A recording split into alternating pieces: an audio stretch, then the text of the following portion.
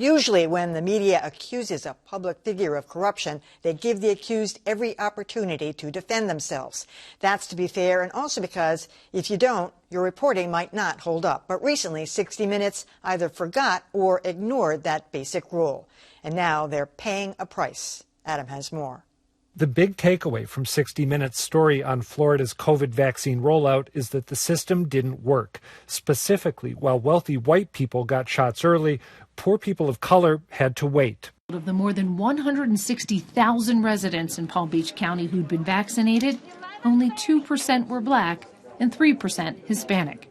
But the story goes further, saying Republican Governor Ron DeSantis picked Publix supermarkets to vaccinate seniors because the chain gave him lots of money. Here's 60 Minutes correspondent Sharon Alfonsi. The criticism is that it's pay to play, Governor. It's wrong. It's a fake narrative.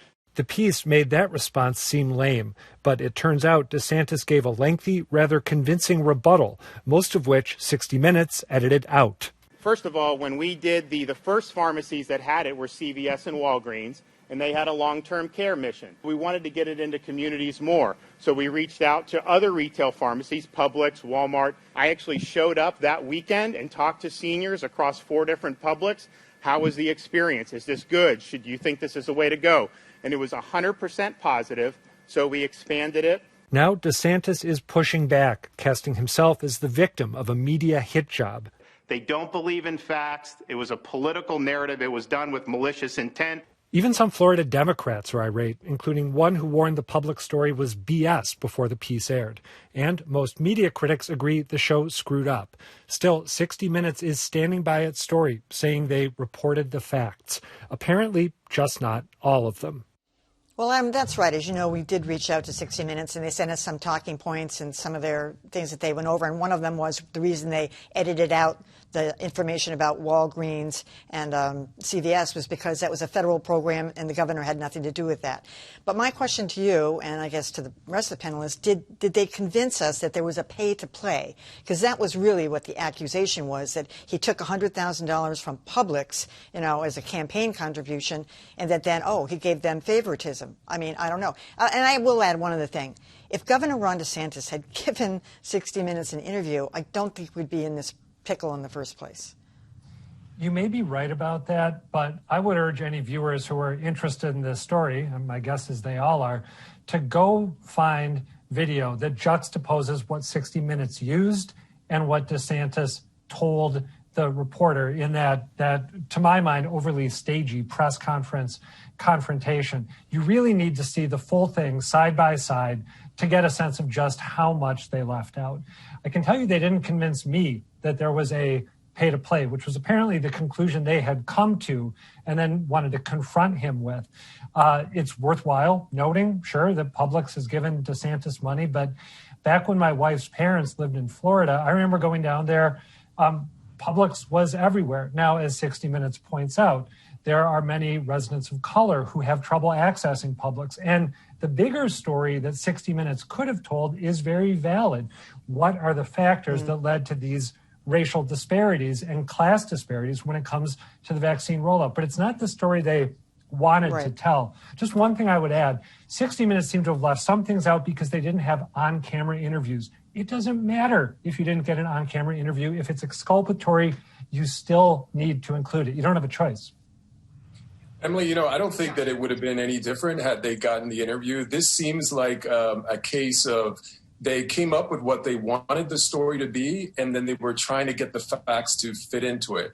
I remember several years ago, I was giving a talk to journalism students, and I was warning them against falling in love with your story. And what that means is you sit around in editorial rooms and you come up with, based on the research information or based on what it looks like on paper, and you say, this is the story we're going to get. Oftentimes, that is the story that you find out there, but what you have to do is let the facts drive you or direct you to the real story. And I think in this case, they fell so in love with the story that they said, whether we have it or not, we have to make this large foot fit into a very small shoe. I agree with that completely, and I'd love to think about this in context. A lot of people, particularly on Fox News, are critiquing CBS and saying this is a sign of liberal bias, and it's certainly narrative bias. I think I can see why people are arguing it's liberal bias, but I do think there is in the media writ large right now, a kind of conflict bias when it comes to COVID, and particularly the vaccine rollout. It's a very challenging time right now. Every state is doing it differently. It's going to take a long time to sort out what the right approach was. I think who's doing better and who's doing worse changes month by month. So I feel like there's a real impulse to not only figure out what the best way to do it is, but figure out who's doing it wrong and blame somebody. And I think sometimes in a story that's moving and developing so quickly, it's very easy to get caught up in the blame game. Well, first of all, full disclosure, my employer, WBZ, is owned and operated by CBS. The criticism about the pay-to-play implication, it was explicit, it wasn't implied, is fair. If you're going to smear someone with guilt by association or pay to play, which is about the most serious offense a public official can engage in, you better have the facts in a row. And if you don't, you'd best leave it out. Having said that, that was not the main part of this story. Adam picked up on the main thrust of the story in his report, which is that next to the words systemic racism in the dictionary is a picture of how Florida handled the early stages of its vaccination. 2-3% of Black and Hispanic residents of a county, when they account for half of the population of that county? Are you kidding me? And that story shouldn't be overwhelmed by the justifiable backlash against 60 Minutes. And you know what?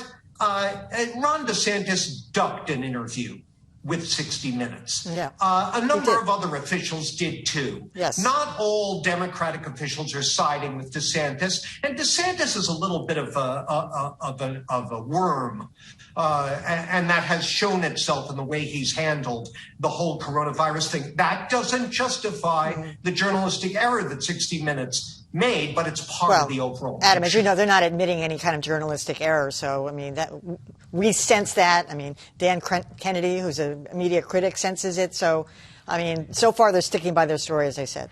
The points Jon made are very good. It is worth noting the type of politician that DeSantis is. This will let him be, as he wants to be, a sort of a Trump 2.0 type figure who back in his governorship down the road when he's seeking the presidency, he can talk about how he went toe-to-toe with the lamestream media and they tried to take him down and they failed.